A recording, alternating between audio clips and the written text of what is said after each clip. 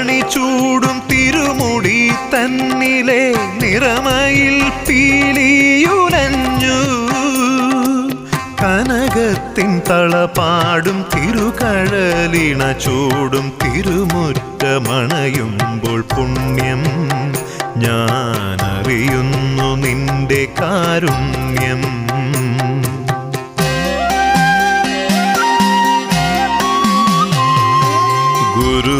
ഗുരുവായൂർനാഥന്റെ തിരുമുൻപിൽ ഞാൻ പരിഭവം പറയുവാൻ ചെന്നു.